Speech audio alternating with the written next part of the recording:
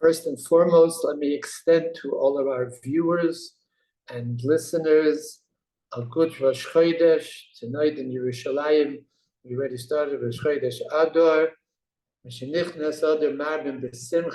we wish everybody a heartfelt blessing that they should only have happiness and joy for this month. Like Rashi says, this is a month.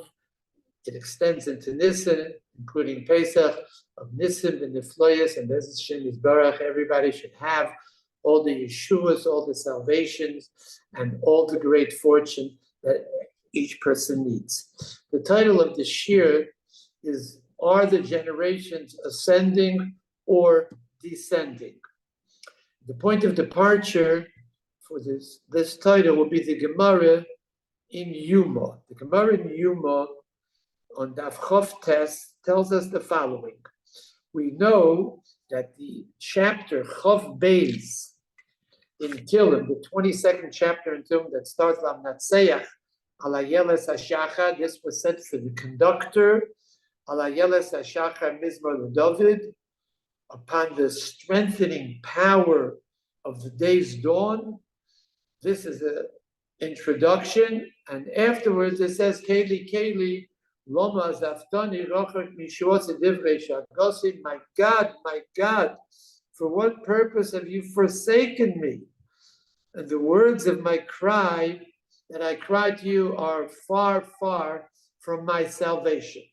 So this chapter of Tehillim, Perek Chof Beis, which basically speaks of the deep blackness of despair that encompassed Esther Hamalka. According to our tradition, this psalm was said, not sung, it was said in despair and distress by Esther Hamalka when she decided heroically, courageously, to confront Achashverosh about the evil decree to annihilate the Jewish people.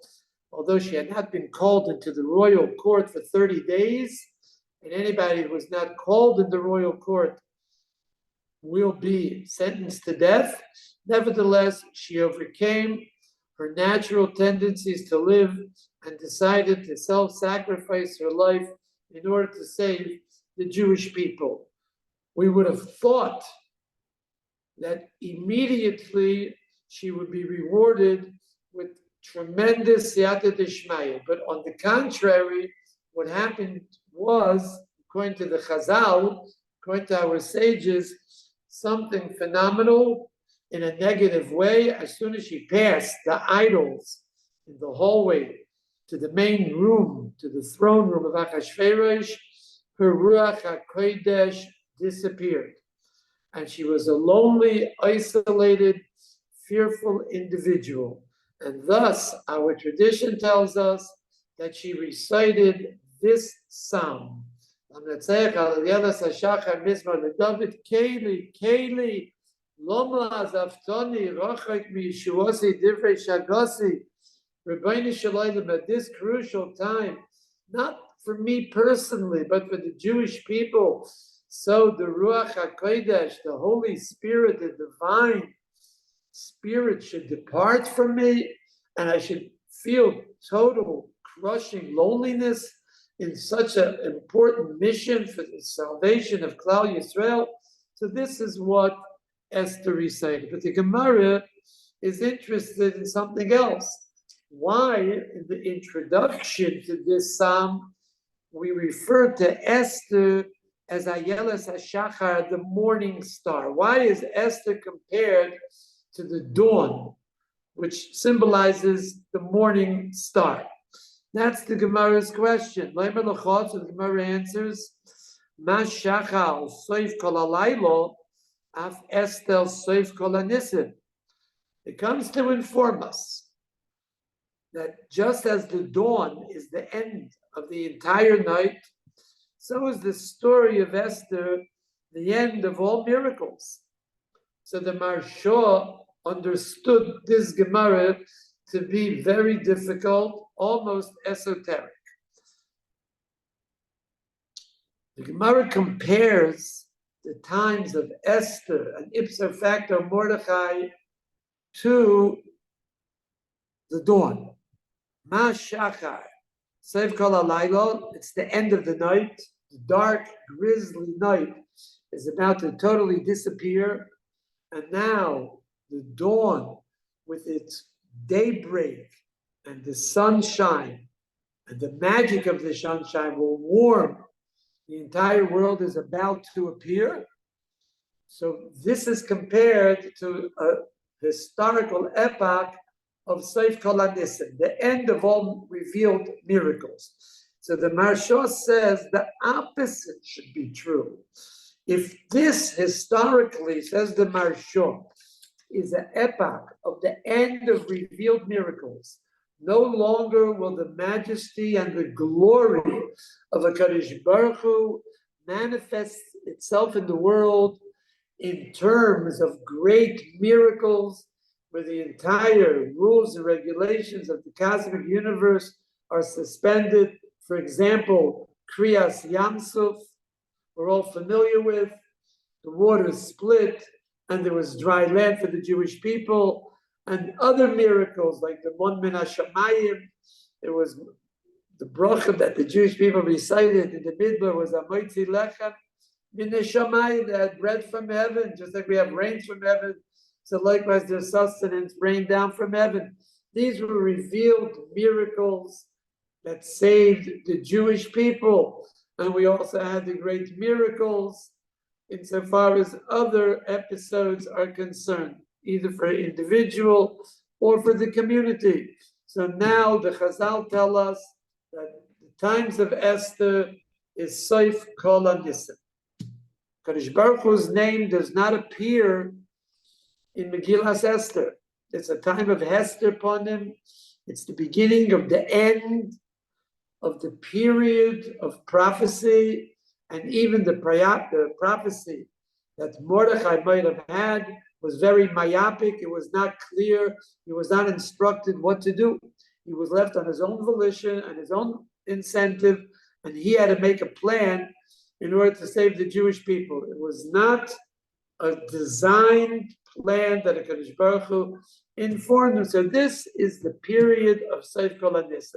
Says the Maharsha, these tsaris, this trouble that Klal Yisrael presently has, it's more than a trouble, it's a danger of total annihilation, should be compared to the dark, grisly night. The end of the day, the beautiful, warm day is about to depart, and the darkness and the dismalness of the night is about to appear, because there will no longer be the beauty of the glory and majesty of HaKadosh Baruch Hu blazing forth in this world. Says the Maharsha, Af Esther Seif Kol HaNisim should be compared to Seif Kol HaYom. It's the end of the day, not the end of the night. So metaphorically, the Gemara is impossible to understand. So the question is exactly, how is Seif Kol HaNisim, asked the Maharsha, compared to Seif Kol HaLaylo, where the beautiful day is about to begin? It's a contradiction in terms. This is the Maharsha's question. Yaro's Dvash, the Gaines and I also asked it, but the first one to ask it was the Maharsha. So before we try to answer this question, so we should like to introduce another question. This, more or less, is the theme of the Shiur, as we mentioned a moment ago. Are the generations ascending or are they descending? So we have a very interesting question, which the greatest disciple of the Ari HaKodesh of Tzfat, who was the greatest mystic in our times, lived in the 1500s in Tzfat, world famous, the Ari HaKodesh. So he has a Talmud, a disciple, Reb Chaim Vital. This was his principal disciple. Reb Chaim Vital wrote 18 svarim of discourses that he had privately with the Ari HaKodesh, which threw light and depth upon things that are totally esoteric and mysterious to us. So in Sefer HaGilgulim, that's the 18th Sefer of Reb Chaim Vital, the Likutei Torah, that's the name of the Sefer. So he asked the Ruach HaKodesh this question, but he asked it with the source. The pasuk in Tehillim, Perek Kuf Veis, pasuk Yutes states, "Tikosev zois l'dor acharoi." You shall write this for the last generation.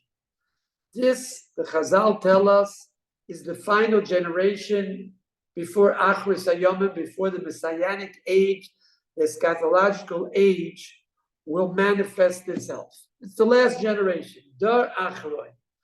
And the Chazal describe this Dar Acharoi. It is a Dar Acharoi, and it is the final generation in all the generations of history, starting from the creation of the world until Bias HaMashiach. So what is this Dar Acharoi? What is this last generation? What does it consist of?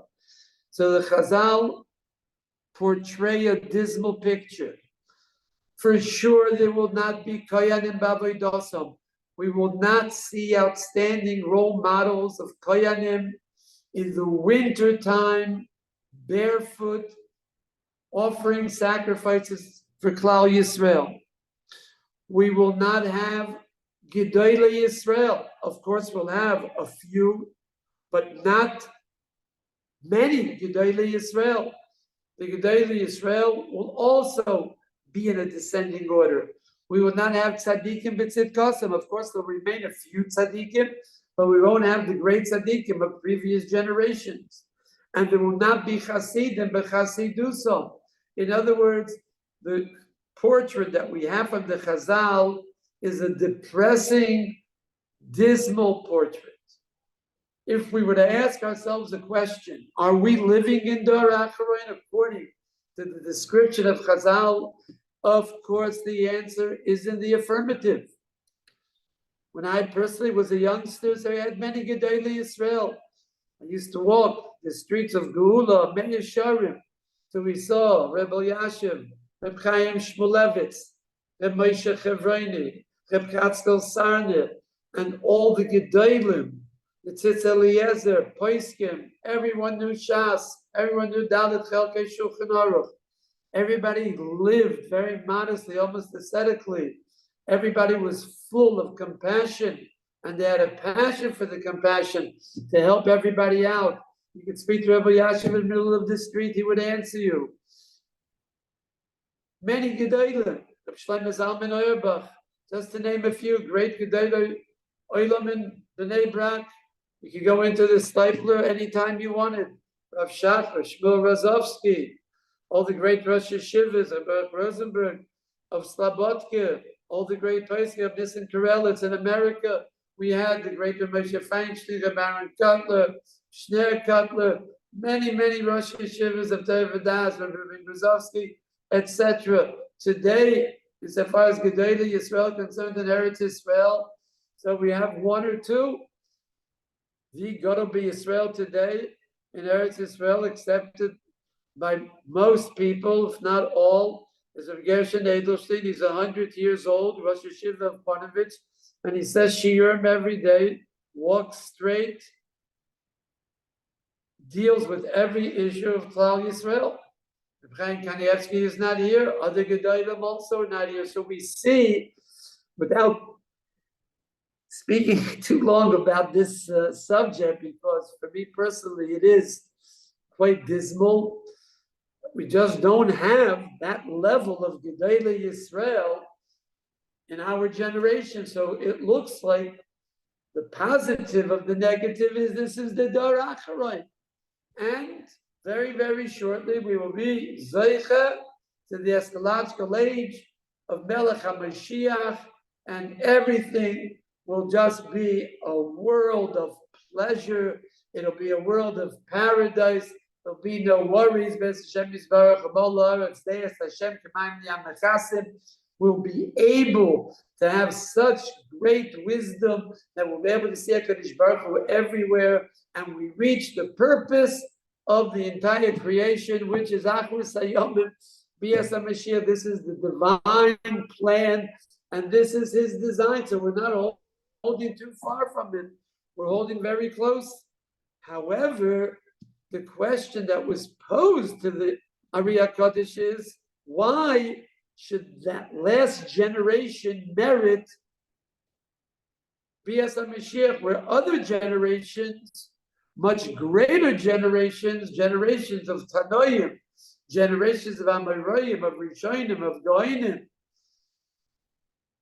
martyrdom tested, God-fearing generations were not Zoicha, did not merit Bias HaMashiach.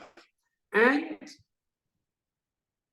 Reb Chaim Vital quotes the Gemara in Shabbos, Kuf Yud Beis, where the Gemara says, Omer Rab Zera Marishonim b'nei Malachim onu b'nei Anoshim, the Marishonim b'nei Anoshim onu Chamoirim, v'loi kechameiroi shel Reb Chanina ben Doisa v'Reb Pinchas ben Yair. If we relate to the earlier scholars as sons of angels, so we're the sons of men. And if the other generations were sons of men, we are like the donkeys, not even like the donkeys of Rabbi Chanina ben Doisa, the Pinchas ben Yair, that they were careful not to eat tevel, to eat forbidden foods. The Nesivis explains this Gemara in terms of relating to the previous generations. So the Nesiva says, if the earlier scholars were like sons of men, we're like sons of angels, we're like the sons of men. That's Das B'nei Yodom. When the Gemara says, Anu B'nei Yodom, we are the sons of men, that means we have an intellect, and we're intelligent, and we realize that we're far removed from the greatness and the grandeur of the stature of previous generations. However, if we relate to the previous generations and the previous scholars as regular people, that can be criticized, that can be understood, and they're not necessarily that much greater than us. So our intellect is the one of donkeys, and we don't even have the intellect of the donkeys of Chanina ben Doisa and Pinchas ben Yair. So this is a startling, stunning Gemara. This is the way the Nesivis explains it, and this is the way Reb Chaim Vital understood it. So why should it be, because of Zeisadar Achron, the last generation should be Zeicha to be as a Mashiach? And the truth of it, the matter, it's a truism, it's a generalization, and we all know that all generalizations, correct, are not right, including this one. All generalizations are incorrect. There's always exceptions, but insofar as we are concerned, so we believe this, b'emunah shleima, with a complete faith that this is true. And even without knowing all the sources that the Ruach HaKodesh brings down, we also believe in descending generations. Talmidei of the Kotzker, the disciples of the Kotzker, explained a Gemara or a Mishnah at the end of Uktzah. So the Mishnah says, the end of Kinim, the Mishnah says, Reb Shimon ben Akashya Omer Ziknei Amoretz Kol Zman Shemaskinim Daiton B'Turefes Aleya. There's a Kinim of ignorant people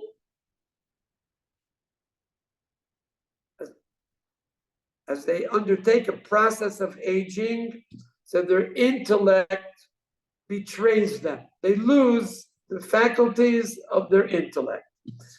But Ziknei Talmidei Chachamim ain't okay. It's not like that. The older they get, the wiser they get, the smarter they get. So, of course, the question naturally arises, the focus of the Mishnah in Seif Kinim of Rav Shimon ben Akashya focuses on Talmidei Chachamim as they age and Amaratzim as they age. So why does it say Ziknei Amoretz, Ziknei Talmidei Chachamim? Ziknei means the grandfathers, the old timers, the Zikanim. So the Talmidei of the Kotzker said, very beautiful pshat. Of course, it refers to the Zikanim of Amaratzim. Moshe Lamadov Doima, you ask, an Amaretz today, who is your father? He's an American successful businessman. Who is your father? He says, my father was a simple Jew, came over from Europe, didn't know anything, knew a little bit of English. He did not integrate in society. He did not reach a high level of having a career, of having prestige. Nothing too much. Who is your grandfather? My grandfather. I really don't want to discuss him. He was almost subhuman. He lived in a ghetto in Poland, did not know Polish, did not integrate into the society at all, did not look for a job which would, or some sort of position that would earn him money. He was totally devoted to learning and praying to HaKadosh Baruch Hu. We are ashamed to have such a grandfather. So the Talmidei HaKotzker, the disciples of Kotzker says that's what it means, Ziknei Amoretz. Kol Zman Shemaskinim, the further back you go in time, Daitim B'Terefas Aleim. So their knowledge and their intellect betrays them. They don't have the right standards. They don't have the right priorities. They don't understand what the world is all about like us. But Ziknei Talmidei Chachamim is the opposite. We ask ourselves, right, or somebody else asks, who was our father? Our father was a great person. Our father had the right value system. He understood what a person came into this world for. And despite the difficulties and despite the obstacles and the impediments, he was not driven to despair. He maintained the Jewish value system with great valor, with great inner strength, and he was able to raise a family in America or in Eretz Israel despite tremendous trials and tribulations. I shouldn't have such trials and tribulations. Who is your grandfather? My grandfather was a tzaddik. He was of the Lamed Vav Tzaddikim, a pious person who sat in the base medrash all day, was not interested in Gashmias, Min HaShamayim. They gave him whatever he needed for his family. They were mistapik b'muot. They wanted to make sure they stayed spiritual individuals. My grandfather was a tzaddik, Yisod Eilam, a Baal Chesed, worried for the welfare of others. I can't even fathom the madregas, the levels that my grandfather lived. My grandfather reached. I don't come close to him. So normally, maybe this is a little bit exaggerated, but the purpose we exaggerate is to make a point that we actually believe this. We actually live this. A chassid once came to the Ger Rebbe and he said, no, where are the Rebbes of Amalek Tzaitin of former years? So the Beis Israel said, you're asking where the great Rebbes, the Hasidic leaders of previous years? You're a chassid, a modern chassid of this generation, and you want a Rebbe of previous generations. If you would be a chassid of previous generations, so you would have a Rebbe of previous generations. That's the way everybody almost instinctually relates to the Yeridas HaDoros. So the question is a very good question. We elaborated on this a little bit because the purpose of the elaboration was to point out that we actually believe this. We live it. This is our reverence for the previous generations that we have. We actually believe there is a real Yeridas HaDoros in every aspect. when I think about my mother, for example, the older you get, the more you go backwards. So I think a lot in my older age about my parents. My mother, Holocaust survivor, came to America in 1951 together with my father. I myself was born in the displaced persons camp in Europe, what they call a lager, DP camp. So in the course of 12 years, she had 5 major heart attacks and a stroke. And it's interesting, on a day she felt very bad, felt miserable. She was happy. When she had a good day, she was sad. We couldn't understand it. So we asked, Mommy, can you please explain this unusual type of behavior? So she said she was not a very learned person, but she had all the foundations of Yadus, of Judaism that we lack today. So she said, the pasuk says in Mishalem L'Soinav Elponav La'avidoi Elponav Yishalem Loi. So Kadosh Baruch Hu repays those that hate him to their face to cause them to perish from this world. So when I have a bad day, I'm happy because I know I'm not in the category of Mishalim L'Soinav Elponav La'avidoi. When I have a good day, I'm apprehensive. Perhaps I'm getting my reward in this world. Kadosh Baruch Hu is paying me back for the good things that I did. So therefore, I'm very apprehensive. This is a feeling of somebody from a previous generation. The Ria Kodesh said, you're absolutely right. Cannot argue on this point. But to answer your question, we'll answer it in one word. Go to the end of the pasuk. Read the end of the verse.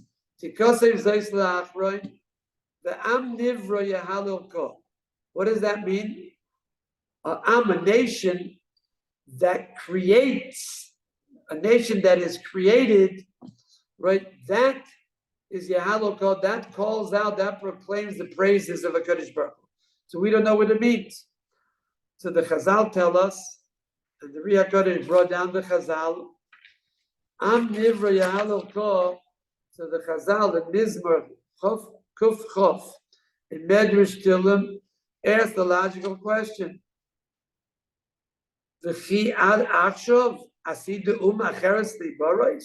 we believe there's 70 basic nations that were created. All the nations were created. What does it mean?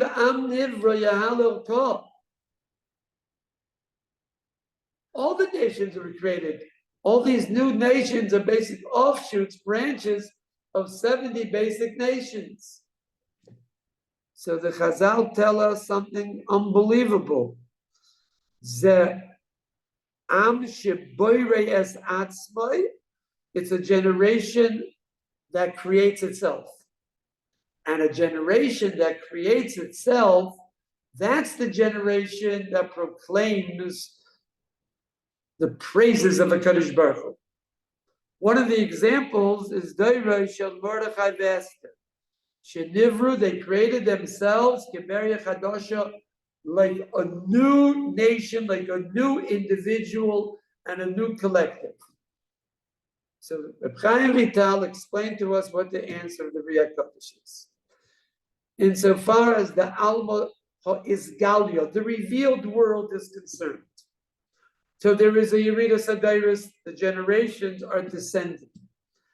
We will not have till Bias HaMashiach a Gadol like the Chazon Ish. There will not be a Paisek like a Moshe Feinstein, the Emel Yashiv. Insofar as the greatness of Torah in the revealed world is concerned, so indeed the generations are descending. We will not have Roshi Yeshivas on the calendar, Reb Chaim Shmulevitz, Rav Shach, Reb Shmuel Razovsky, Reb Nochem, Reb David Pivarsky, just to name a few. Reb Aaron Kotler, Pshita, there won't be another Reb Aaron Kotler. Shabina Rav, Pshita, there will not be another Beis Yisrael, there won't be another Satmar Rav. It's a descending order insofar as the revealed greatness of Torah, of Chasidus, of Chesed is concerned, there will not be another tzaddik like the Chafetz Chaim. And even tzaddikim that don't stand on such madregas. That's in the revealed world, which the Ari HaKadosh called Alma de Isgalio, what we see. But there's also Alma de Iskasio, there's a concealed world, which we don't see. Only HaKadosh Baruch Hu sees that. And in the concealed world, there is an Aliyah Sadairais, there's an ascending ladder of all generations. And the greatest generation of all time will be the last generation, our generation of Dor Achroin. We're very, very close to the end of all of our tzaras. Mashiach is about to come because this is the last generation. Says the Ari HaKadosh, one depends on the other. When we have a generation that in the revealed world, we see greatness of Torah, greatness of Yirah Shamayim, greatness of Chesed, greatness of Tzidkis. So these are great influencers, and we're influenced by them. And the more we're influenced by His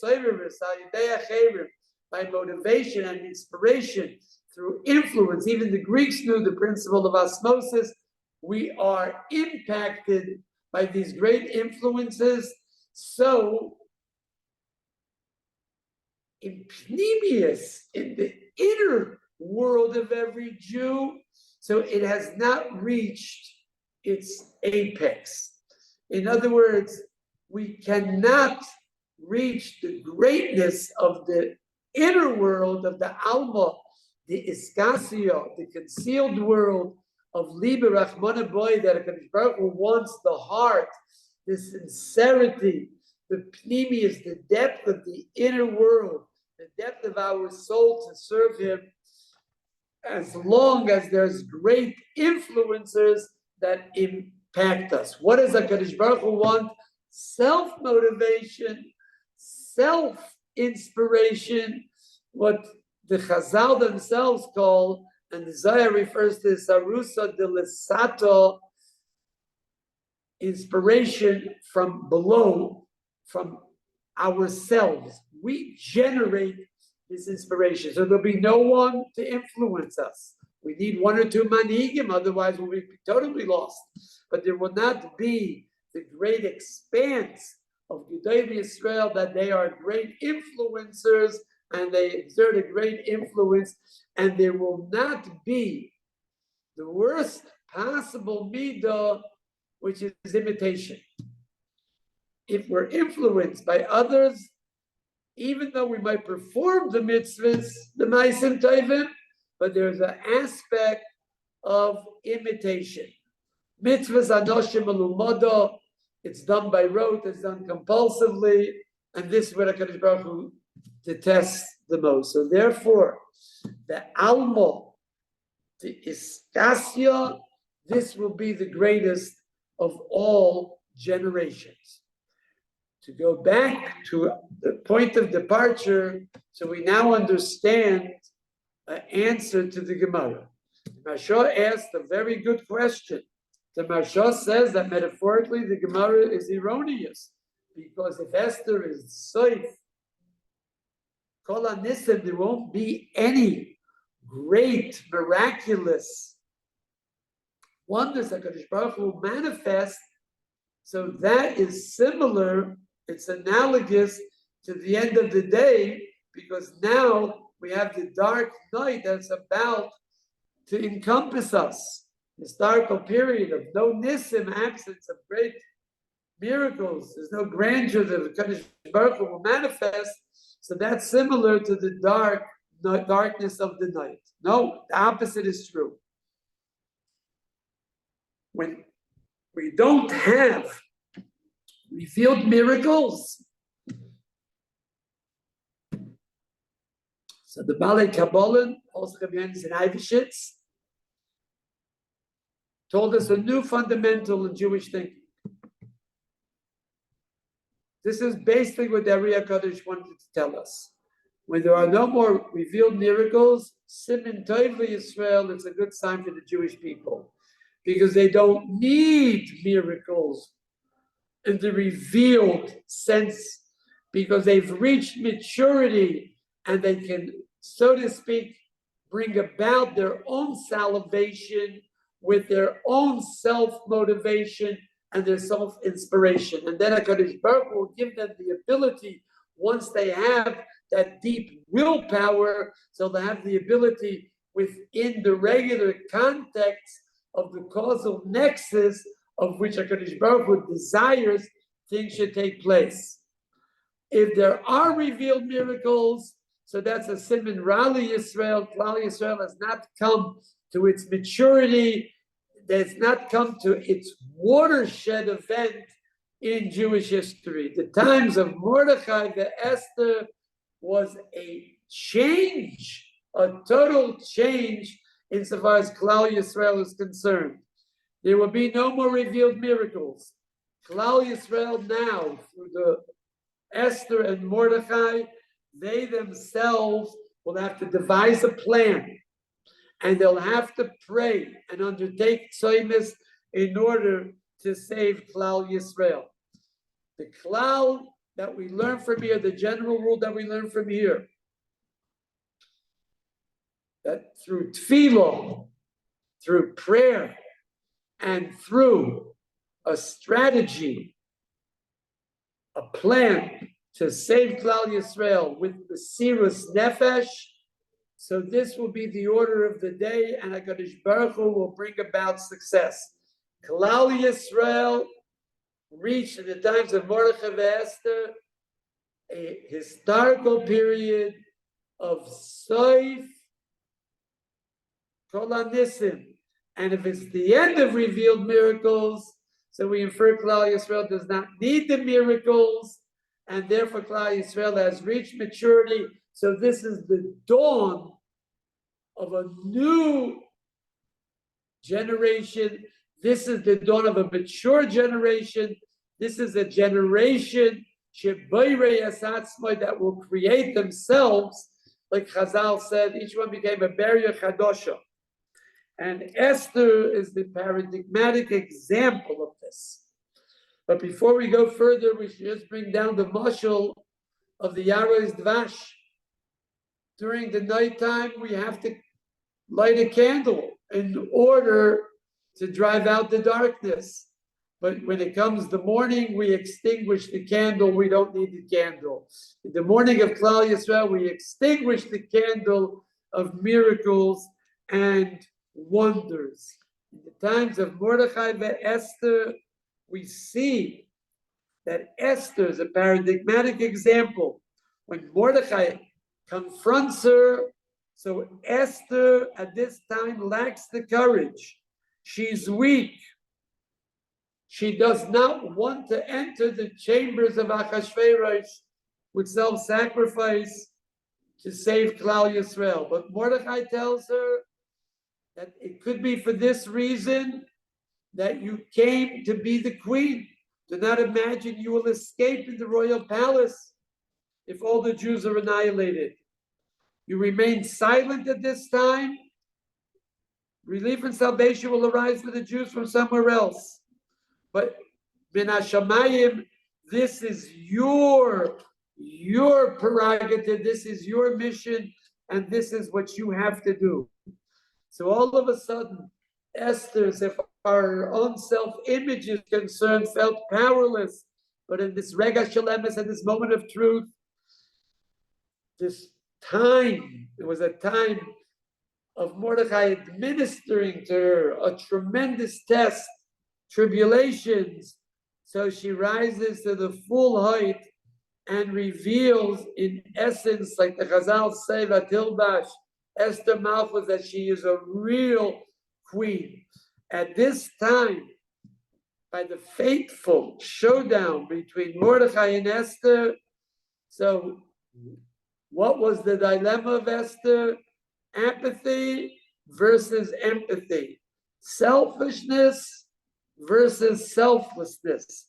And Esther rose to the task, and with her strength of character and her initiative and courage, she came to a willpower that emanated from the deep recesses of the Pneumius. There were no outside influences. She was in a palace of a voluptuous, vulgar king. Secularism, materialism. Her only connection to spirituality was her uncle or her husband, Mordechai, depending on which Chazal we accept. But basically speaking, she was saturated in the low level without any immorality, darkness, degeneration. And in one moment, Esther created herself to be a Beria Chadosha in the confrontation with Mordechai. So she found in the deep recesses of her inner personality the will to achieve the end. And if you have the will, you will be given the ability to do so. This was basically the essence of Mordechai's message to her. If there's a real will in the Alma, the Iskasio, it emanates from the inner personality in a time where you're surrounded by secularism, you're surrounded by evil edicts, by evil people, you still have the ability to rise above that and create yourself to be a new individual. So she came up with a plan, and at the same time, part of the plan consists of gather all the Jews, gather all the Jews, and you will call to the Almighty, and you will fast for 3 days, and she will don her royal garb in order to find favors in the eyes of a very human, malicious king. There's fasting, crying, tearing the heavens through 3 days of tefillas, 3 days of tzaimis, and she was victorious because the deep hidden treasures that she possessed in her deep personality that till now have lain dormant in the recesses of her soul revealed themselves in the wake of a call of Mordechai, and that aroused the will and the initiative, and she proved that she was capable of overturning worlds, canceling decrees, changing the entire fate of an entire nation without having to come to a revealed miracle like Mapala Sancherev. Sancherev had a gigantic army, surrounded Yerushalayim, about to destroy Yerushalayim. So overnight everybody died. It could have been the same thing in Shushan Abira. No, they had reached Klal Yisrael, and Esther personifies the Jewish people, a total change of a Beria Chadasha, and B'meshech all the generations, the Nishmas Yisrael, like this Sfas Emes points out, has become more pristine, has become more pure, despite the fact that we live in a total secular world, a world of riches, of evil, of bad hashpayas, the nisaynis, that the trials and tribulations that we have in this world, in our generation today, defies the imagination. Nobody even thought we would have such trials and tribulations with the media and the technological world, all influencing us against spirituality, against abiding by the Torah, to live a life of hedonei, to live a life of agnosticism. What goes on today is unbelievable, but we have the power to overcome this because we are the greatest generation of all time.